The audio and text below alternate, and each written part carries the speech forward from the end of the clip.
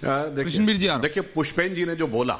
ठीक है, उनकी बात में आंशिक सत्यता है कि विपक्ष मजबूत होता तो ढंग से बात रखता, बजाय कि संसद भवन के अंदर राज्यसभा में एक सीन क्रिएट करने के आप किसानों के मुद्दे के ऊपर बहस करते।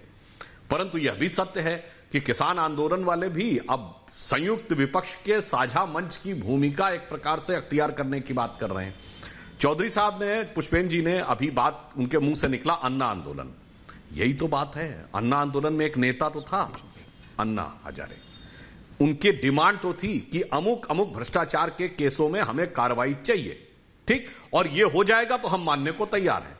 यहां समस्या यह है कि कोई नेता ही नहीं है, कोई स्पष्ट आंदोलन ही नहीं है। आज सुप्रीम कोर्ट ने भी यह बात कही कि भाई जब अदालत में केस आ गया उसके बाद चलिए, आपको पॉलिटिकल पार्टी पे भरोसा नहीं है, मान लिया, सरकार पे भरोसा नहीं है, मान लिया, संसद पे भरोसा नहीं है, चलो मान लिया, और उसके बाद सर्वोच्च न्यायालय में भी भरोसा नहीं है, आंदोलन पे आंदोलन। और आज समस्या क्या है कि किसान आंदोलन के नेताओं के लिए आंदोलन चलाते रहना उनकी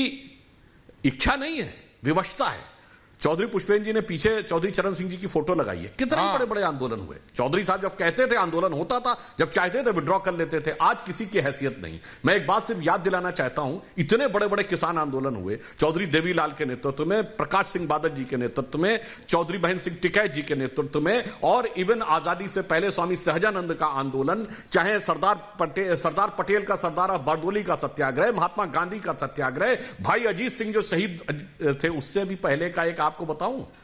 जनाब गोकुल सिंह, वीर गोकुल सिंह, जिनको गोकुल सिंह जाट भी कहते हैं, वो भी एक आंदोलन था औरंगजेब के खिलाफ, और उन्होंने किसानों का ही आंदोलन खड़ा किया था, कहा था लगान नहीं देंगे। और आपको याद होना चाहिए पुष्पेन सिंह जी, इतिहास में यह दर्ज है कि औरंगजेब ने उनको गिरफ्तार करने के बाद एक ही बात कही थी कि एक बार अल्लाह अकबर बोल दो छोड़ दूंगा, और वीर गोकुल सिंह ने कहा नहीं बोलूंगा, शरीर के टुकड़े टुकड़े करवा दिए। और आज के लोग खड़े होकर के राजनीति में एक टुकड़ा मिल जाए, अल्लाह अकबर तक बोलने लगे, जिसका कोई लेना देना नहीं किसान आंदोलन के साथ। अरे भाजपा को हराने की बात को समझ में आता है, ये खामखा में मजहबी नारे क्यों ले आए और उस परंपरा की बात करते हैं। इसलिए मैं कह रहा हूं, आज हकीकत यह है कि मोदी जी के विरोध की प्रक्रिया में जो भी लोग आते हैं विपक्ष के साथ, वो इतना विक्षिप्त हो जाते हैं कि वो उनकी ये नीरछीर विवेक करने की क्षमता, यानी क्या सही है क्या गलत है डिसाइड करने की क्षमता ही खत्म हो जाती है। वो किसी भी प्रवाह में बह जाते हैं कि किसी भी सीमा तक जाओ, चाहे विपक्ष हो या किसान आंदोलन, दोनों के मैंने उदाहरण आपके सामने रख दी। बताइए मेरे को प्रतिमा सिंह जी।